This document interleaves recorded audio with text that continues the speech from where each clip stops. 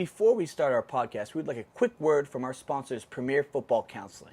Are you a high school senior or junior looking to get recruited to play football in college? Are you having trouble getting the attention of some of these D1, D2, or D3 programs around your area? Well, we have the answer to all your questions, and that's Premier Football Counseling, the leading football recruiting counseling company in the country. Nikos Pappas and his crew of 11 former college coaches and players have helped thousands of student athletes in their football recruiting process over the years. Nico's contact will be at the end of our broadcast, so feel free to reach out to them for a free 15-minute consultation.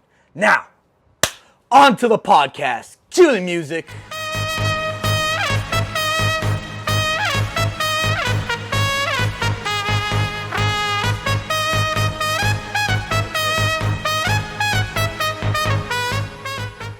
All right, folks, welcome. Welcome to the inaugural Rant, the Rant. I'm co-host Coach Pap, and my other co-host is with us, the great, the infamous Danny V. And we got the man spinning it behind the scenes, the Dynamite D, Damian Parsegian. Boys, welcome to the Rant. Hey, I'm excited, man. Michael Buffer has nothing on you when it comes to intros. You are the man. He brings more energy, man. I don't know if I want to sit, if I even want to talk. I may want to sit back and let you talk. You got too much energy, brother. You got to get fired up right now, okay? All right, I'm in. Listen, you are a legend around Boston. You everyone sees you. No one sees you. They only see you right, and everyone likes you. You got to live up to the hype, brother. Oh, those poor bastards! Once they see me, they'll say I have a face for newspapers. Get out of here! You're the greatest. East Boston Flash. I love it. Direct from. Gotta love Danny V, baby. How can you not? Everyone loves Danny V. Who doesn't? Who doesn't love Danny V? Talk to my wife a few times a week. She may have a dissenting opinion.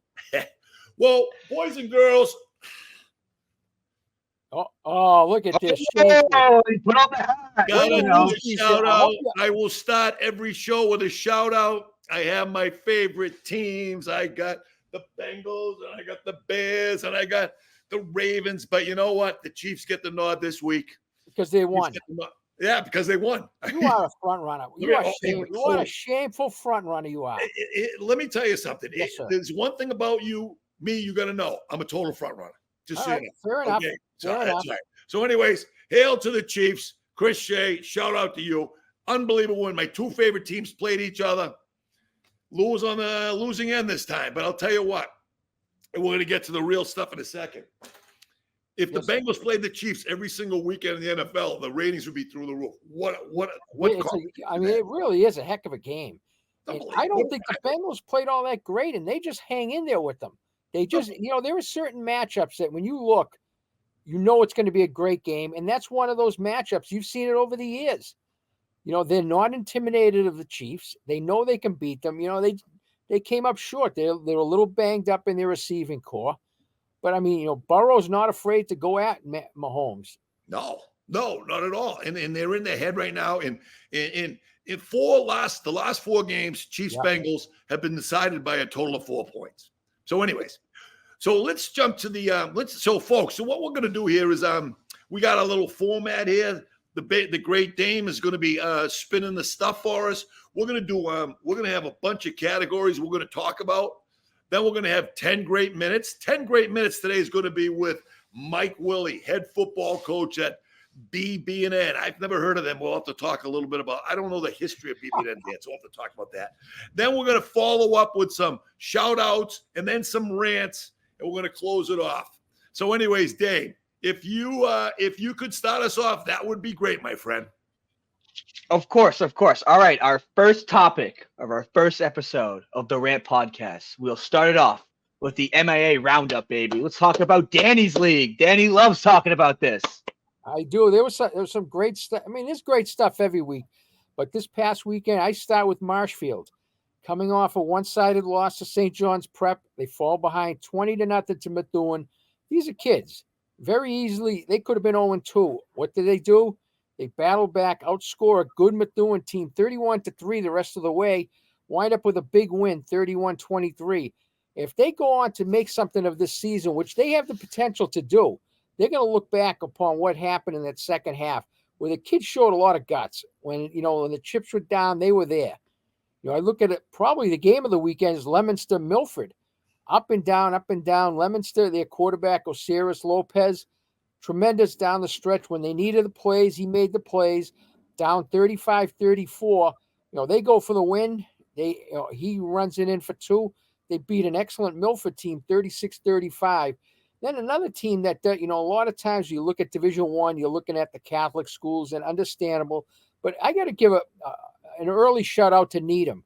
They lose Tate Hoffmeister from last year. People think, well, they may be a little down. But what people didn't realize is last year's team had a lot of juniors, especially in the trenches. And Pap, you know better than anyone. You win the games in the trenches. And Needham is pretty good in the trenches. And they've shown the first 2 weeks, their offense has been okay, but their defense has been lights out. So, I mean, they're a team, they're going to be a factor again. I mean, they nearly beat Xaverian last year in the semifinals. So they're not a team that you want to overlook.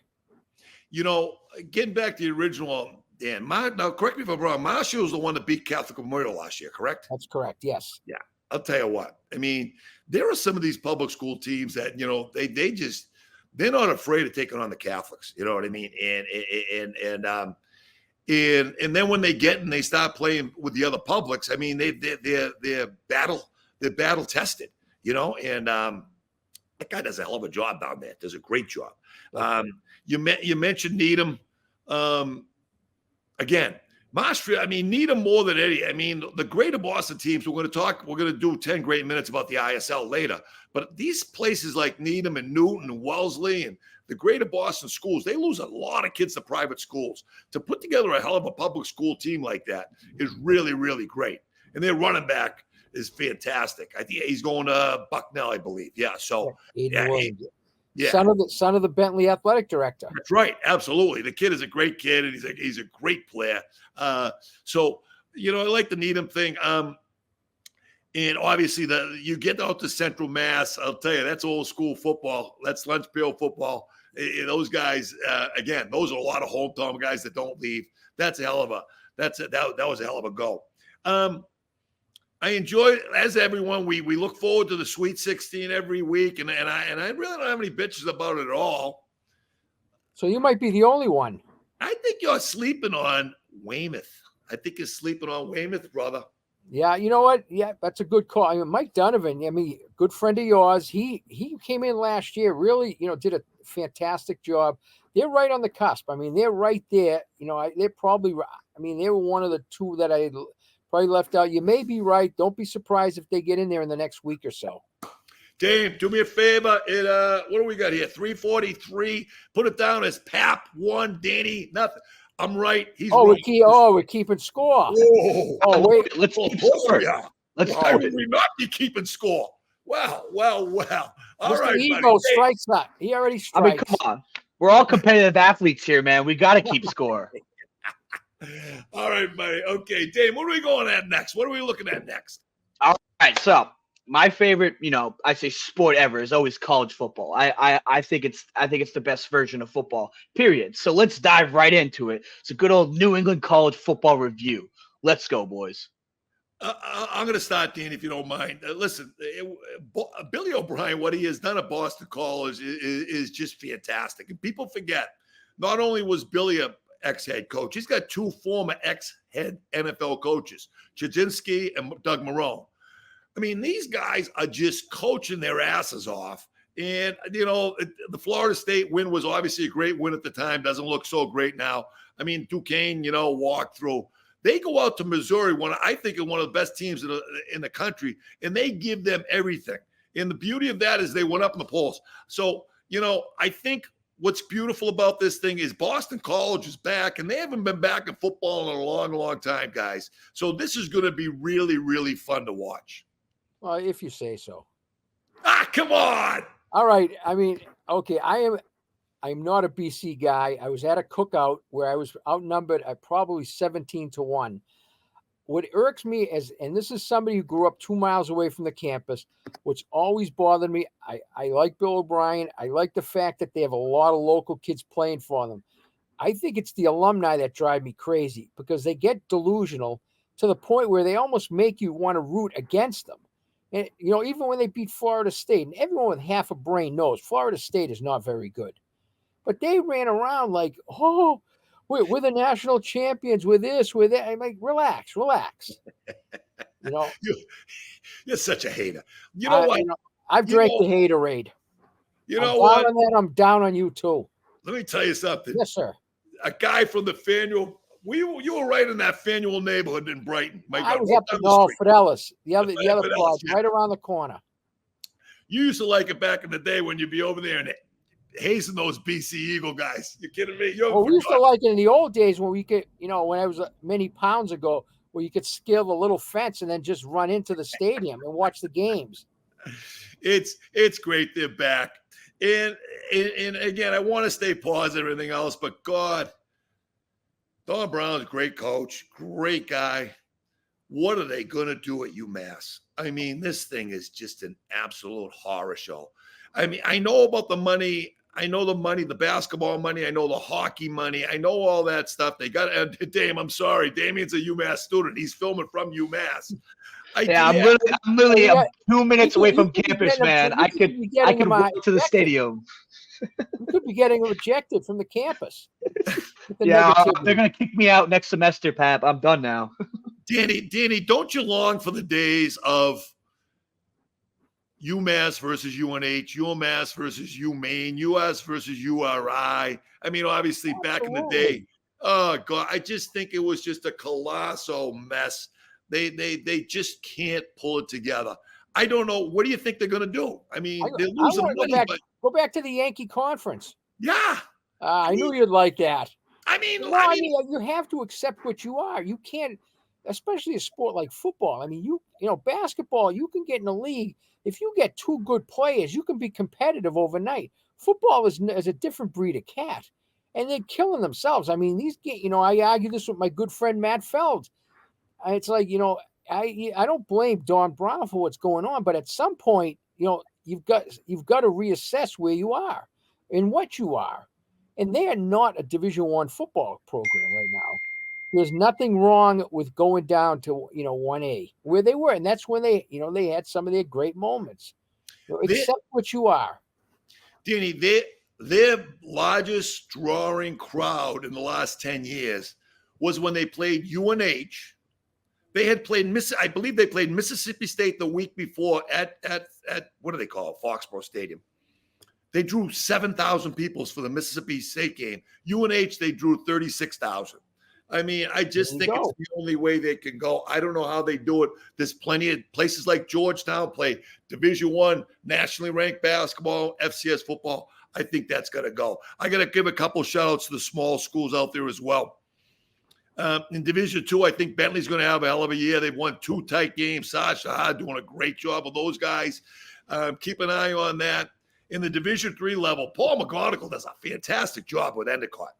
I mean, they are one of the most highly ranked teams out there. So Endicott's doing great. And we got a big NESCAC matchup for Saturday night. The Jumbos, led by Jay Savetti, going down to play Wesleyan. So, hey, folks watching anything else, do yourself a favor. I know most of your Friday night games, most high schools are playing on Friday night games. Go to a local ball game. I'll tell you, this is some great. The one thing New England has is great small college football. So anyways, all right, Dame, where are we going next, bud? Absolutely. And I just want to say, as a UMass fan to fill in a little bit, no one's going to these games. No one's going out of their way to watch UMass football. I truly think the best thing to do is go to D1A because it's just no one in the school cares really about football. It's a hockey school, obviously, but I think it's just better for, the competition just to go right down to D1A. What about basketball? Totally what about basketball? My guy Frank Martin over there, he's doing a good job. Oh yeah. I did not win a disgraced basketball team. I mean, they draw in a bunch of fans. I mean, the Mullins Center is full almost every single hockey game. You don't want to get on Frank's that place is packed. I don't. I definitely don't.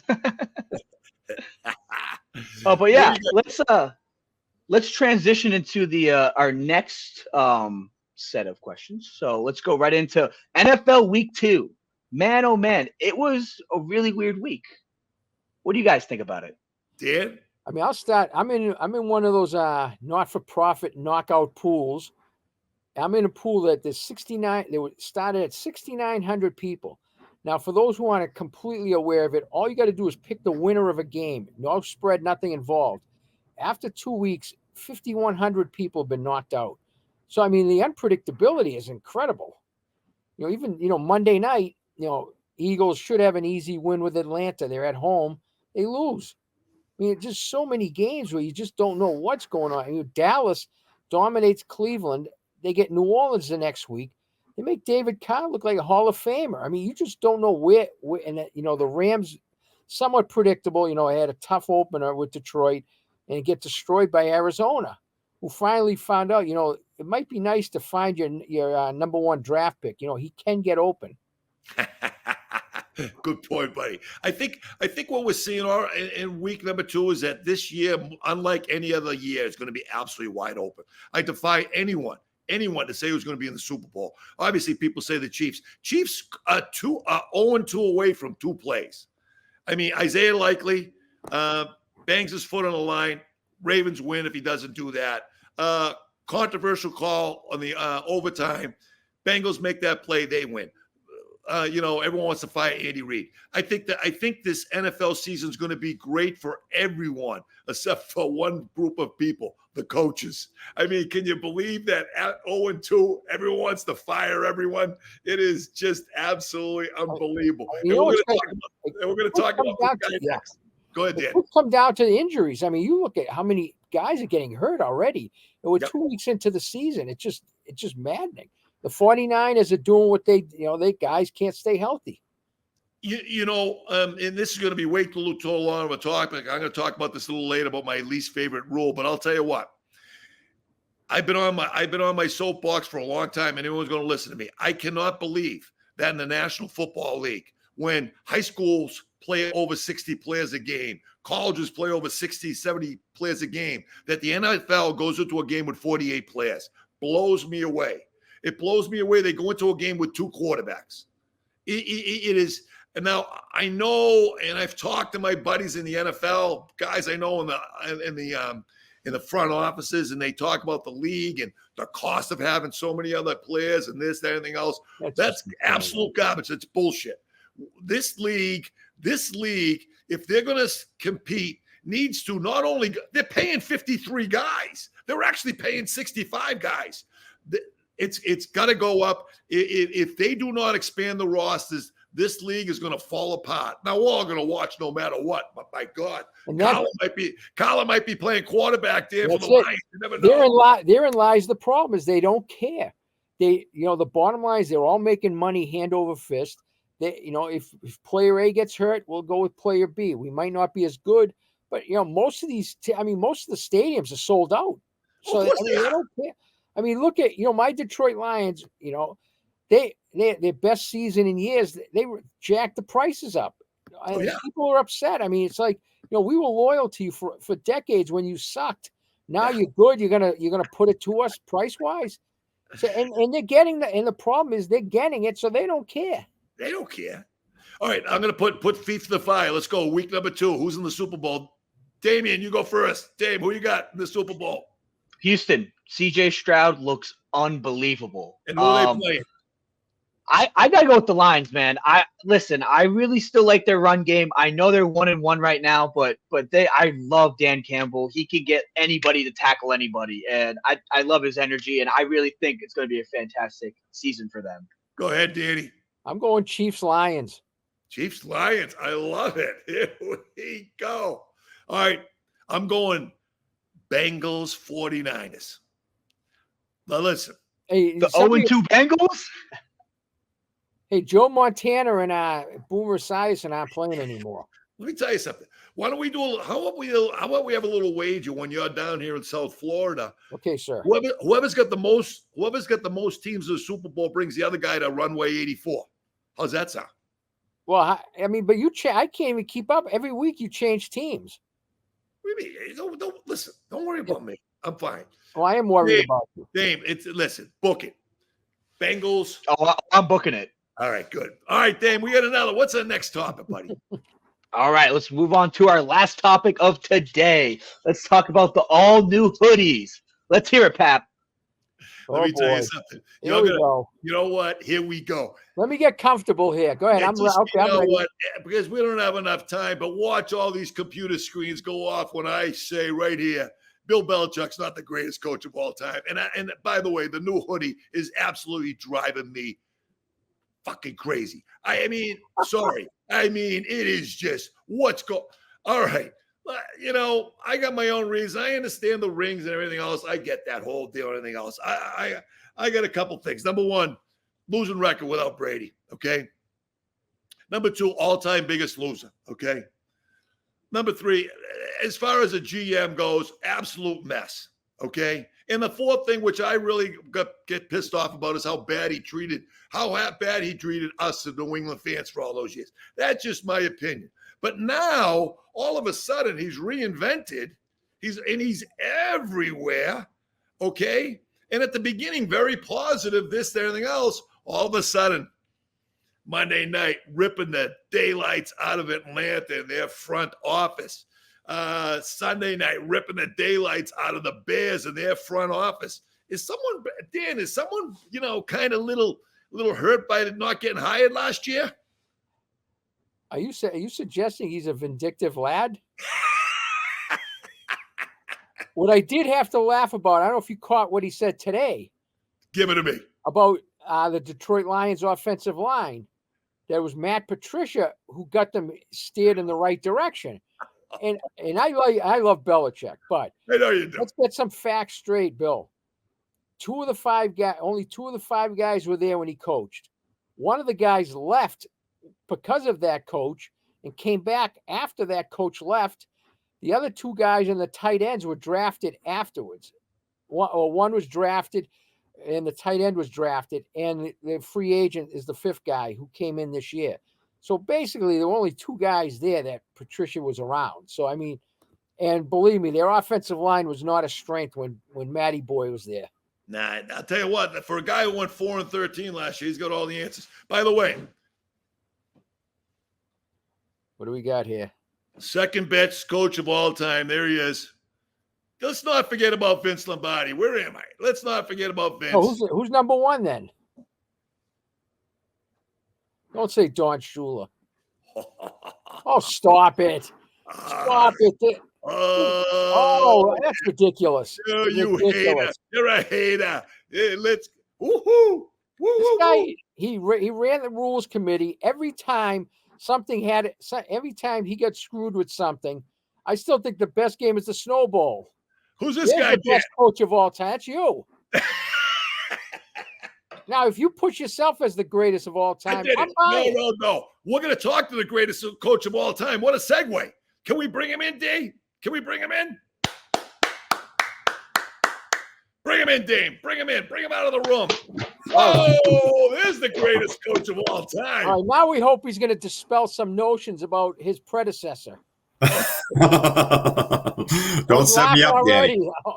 Get the story. I want the stories. Don't set me up, Danny. Yeah, I know. We're good, Coach Pat. We're good. We're in that. What's that? The the 6-7 years. Yeah. You got. Yeah. What is that called? Yeah, you got the. You're good. You're good. Mike, how long ago did I have the Tuesday night fights in front of the headmaster's office? Was that Tuesday night fights were the 2000s? Yeah. It was the main event on campus right around 5:30 on Tuesdays. Yeah. The boxing gloves came out, and it was interesting to say the least. Is it players or coaches or both? Well, I mean, if you're coaching with Coach Pap, for Coach Pap, you never know. You got to be ready to put gloves on if you need to. So, he might challenge you. So you just got to be ready. Yeah, Mike. Yeah, hey, Mike, thank you for joining us, buddy. We appreciate this. ISL football has gotten really big, and you guys. My one bitch with the ISL is that you guys don't play enough games. But I'll tell you what, all 8 of those games become really important. Can you tell us a little bit about, let's start with your team. What's going on with the team, and what do you think? Yeah. I mean, like in the league, I mean, our leagues, 7 teams are all very good teams. Ours in particular, I think we have a very small senior class, but they're really into it, right? Like they're a motivated class, a dedicated class, and they've done a great job with the leadership. It's no secret to anyone in New England that Bo McCormick, I believe, is the best, if not, or I think he's the best player in New England. He's a great player.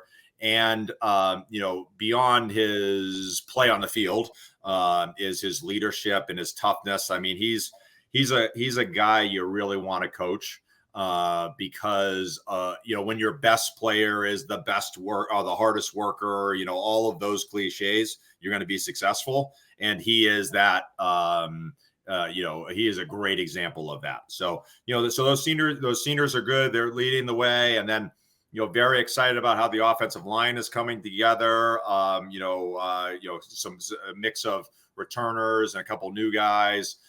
Defensively, the secondary is all back, so they've done a great job this preseason. The new quarterback's very exciting.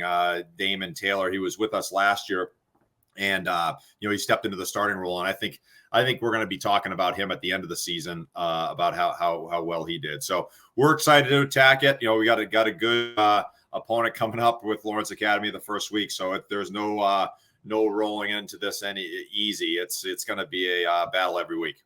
Yeah, you just kind of stepped on my first question. As far as an opener, I mean, I know a lot of coaches, you look in the colleges, most colleges, they open up with a softie. You don't have that luxury. Do you like it this way, or would you rather have had somebody where you feel like, you never feel confident in any game, but someone you would assume you'd have the advantage over? Yeah, I mean, Danny, there's probably you got to play them all. So you got to play them at some point. So, I think it definitely, our kids are focused. They know they got a good challenge coming up. So I kind of like that. I do like that. But yeah, you'd love to get the kinks out. You always expect the unexpected and expect wacky things to happen in the first week, right? That's going to happen. We talk about that as a team.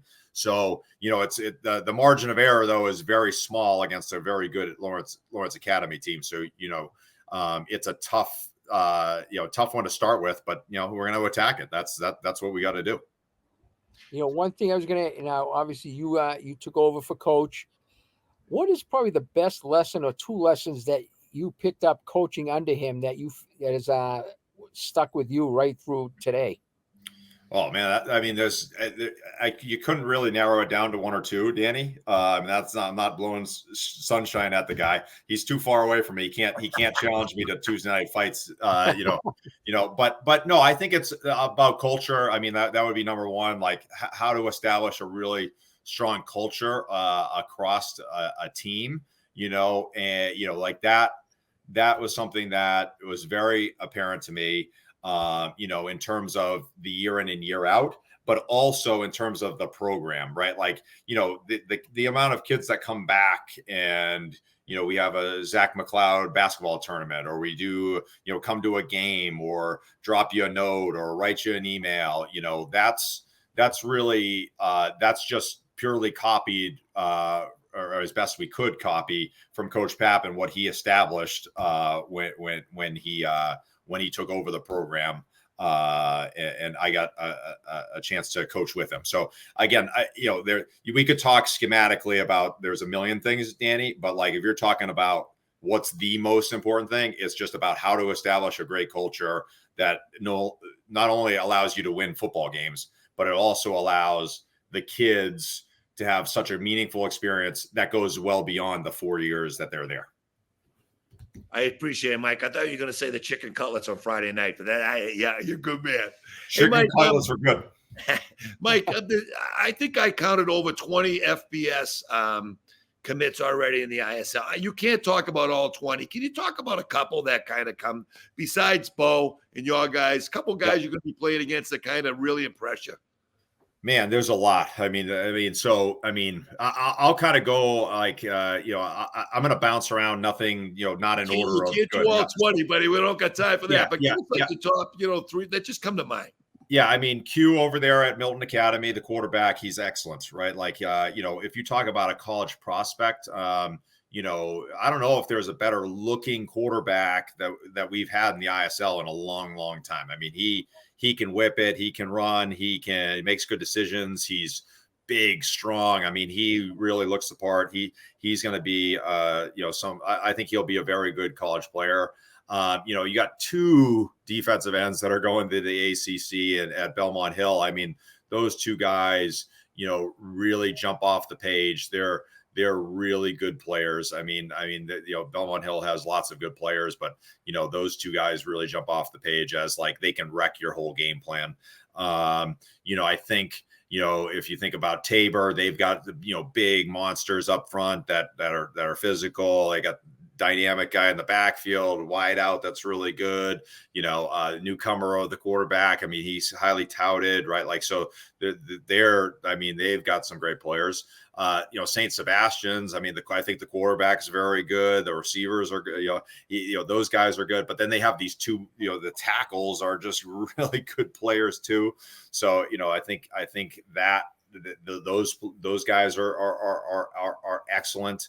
The Richardson kid from Govs is probably one of the tougher two-way linemen in the league. I mean, like he's no fun to watch tape on, so there's just, talent, across the board on all the teams, and every weekend when you're trying to game plan, it's like, man, like how do we deal with this creature? So it's fun, but it does keep you up at night.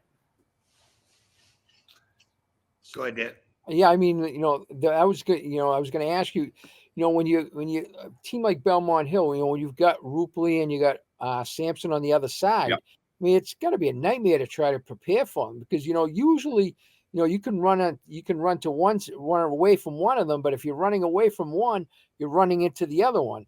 Yeah. I mean, as somebody who has not seen them, as a coach, when you look at them, I mean, talk about the nightmare, the potential nightmares they present. Yeah, really hard. I mean, like, and Coach Facillo does a great job over there, and he's gonna, and Coach Butler, their defensive coordinator, who I'm really good friends with, also. I mean, they do all the things right, and you can't really hide. You can't really game plan if you got those two really good players, and you put them away from each other. It's definitely hard to game plan for. You hopefully just survive, figure out how you can get by, because you're not gonna like dominate that spot. You're just gonna have to try to survive in that spot and maybe try to get something else going. So yeah, it's a challenge for sure. Mike, I'm not going to put you on the spot about picking who you think's going to win the league. We'll do that when you're off camera. But real quick, down the ISL small, anyone you think that there's good players down there as well. Yep. Real quick, what do you think about the teams down there? Anyone to look out for down there? Yeah, I mean, I'd say, ISL small teams, I think there's lots of good teams down there too. I mean, I don't see all of them on tape every year, so it's hard for me to know all of them. But the ones that I've seen on tape, we were watching Lawrence Academy tape this week. It looks like St. Mark's is definitely improved. Like they look the part, in my opinion. They should be in the mix. I mean, we played Nobles last year. They're, always a strong contender there. Got the chance to watch RL a couple times in crossover games where we're thinking, I like what they're doing defensively and running around. So I think they are always in the mix. Brooks is always, I think they have their quarterback got hurt last year. We watched a little bit of tape, crossover tape with them. I thought, if they have a guy that can, they have their starter back. So I think they'll be in the mix. And then we play a Rivers team at the end, which, we've seen a couple times, in crossover film, but they've been to 3 bowl games in a row, I believe. So it's like, I think those guys are in the mix. And then, again, I don't know all of them, but those are the ones that I've seen that kind of jump off the page to me. Yeah. I mean, I think Brooks is the type of team, like you said, with McGuire, back, getting him back for a full year as a quarterback is huge for them. And they've got enough parts back. I think they might, in my opinion, they might be the favorite. I see it in the ISL 9. Of course, you can't discount Rivers, although they did lose an awful lot. But if you're asking my opinion, not that anyone ever is, but I would say Brooks. Go on. We love your opinion. Yeah, especially about restaurants. Mike, thanks for joining us, buddy. Best of luck. All right. Mike, I need a new BB&N hat. All right, we'll work on it. Yeah, you can be player of the team of the week. We'll get it done. We'll get it done. Yeah, we'll figure it out. Coach, thanks for everything. Appreciate it. Thanks for having me on. You know what? I appreciate hanging out with a couple of legends. It's pretty good. Yeah. That legends means we're old. I was going to say. Take care, Coach. Thanks for everything. Thanks, Mike. Bye now. Bye-bye. All right, Big Dame's back. I'm back. All right, buddy. We got shout-out time, right, Dave? Oh, yeah. It's shout-out time, baby. Danny's up. I'm going to give a shout-out to Fairhaven High School. You know, they won the Super Bowl, Division VI Super Bowl last year, the champions. They returned most of their guys. And I love what their coach did. They had an opening in week 2. They could have probably found a team they could have pounded by 50, which would have been wonderful for the stats. They went the other way. They saw there was an opening with a Division I school named Boston College High School. I'm going to guess probably 5 to maybe 6 times the size of them enrollment-wise. No, I mean, they didn't win the game, but they certainly made a good account of themselves. They hung in there. They battled tough, and they're going to benefit by that game. You know, they didn't win the game, but, you know, they opened up some eyes, the fact that they could, you know, toe-to-toe with a Catholic Conference team for the better part of 3 quarters. And that's going to stand them in good stead down the road, in my opinion. God, no, my buddy Bob Almeida is just wasn't happy to see that score. Wow. I mean, at Stoneham High School. I mean, he's looking down the road. I think they'll make the playoffs. It's going to be a hell of a game. My shout-out goes to the I think I did it correctly. I think we have 17 guys, Massachusetts guys, playing the NFL this year, which is fantastic. I mean, it's great. You know, we talk about it, you know, a state that has great hockey tradition, great basketball tradition. But I'll tell you what, 17 guys on NFL rosters to start the season, which is huge. I did my quick, I know we're running out of time. I did my quick rundown of my top 10, okay? And I'm sure you're not going to agree with this, Dan, but you're going to have to sit there and bear with me. Okay. I got number 10. I got to go with Zach Center. Got a first start last week, which is fantastic. BB&N. Number 9, Mike Sanderson, ex-Everett guy. Playing meaningful minutes, I believe, for Ravens. Number 8, Jake Bobo, Belmont Hill, wide receiver now at the Seahawks, was the captain this week, which was great. Number 7, Noah Gray. Noah Gray, for people who don't know, was a quarterback at Leominster High School. Now he is the tight end. It's not. By the way, it's not Taylor's boyfriend. That guy's an old man. He's got a body like me, for Christ. He sucks. I mean, fucking Noah Gray. He's old. Noah Gray gets after it. That guy's a badass. Okay, he's a legit tight end as opposed to the other guy who's a good receiver. I mean, I'm not buying. You know, when they try to compare Kelsey to someone like Gronk, it's like stop it. Don't get me going. No. My number 6 guy is Isaiah Yarcom from Worcester, doing a great job. Number 5. I got to go with the fullback, Pack Ricard from Spencer, Massachusetts, playing fullback for the Ravens. He's great. Number 4, Isaiah Likely, formerly of Malden, Massachusetts, formerly of Malden High School, formerly of Everett High School, resident of Cambridge, Massachusetts. But you talk about he's overtaken Andrews, who's a great player. Absolutely. Isaiah Likely's a fantastic tight end down with the Ravens. I go number 3. I go Christian Wilkins, the D tackle from Springfield, Framingham originally, Springfield, doing a great job of Chargers. Number 2, my second best Massachusetts player, Pat Fryermuth. Just signed a $48 million contract with the Steelers. Good for him. He's going to buy Uncle Mike Foley a nice car. But, I mean, he's just dynamite. And my number 1 guy, the guy who's in the top 100 players in the NFL. Do you know who it is, boys? You guys. I mean, come on. Who am I on? Chris Lindstrom. Okay. No offensive line love here. Come on, fellas. Jeez. That's in your wheelhouse. We left that for you. It's in my wheelhouse. Oh, listen, All right, he's fantastic. let's close it off with a couple of minutes. What do we got? I got one more shout out. Shout out. Gotta shout out, the family, the blood. My dad, Coach Price Sagan, getting his 150th win at Wayland High School. Gotta shout him out. And a fantastic win where they beat Hopkinton 30-0. So a great shout out. Great home crowd there. I watched it on the live stream, and it was fantastic to see. I love my father, and I love him coaching, and he sure as hell loves doing it. Yeah, well, I'll tell you. Well, he does when he has a running back like Max Dressens. Any coach is going to love a running back like that. So good for Scotty P.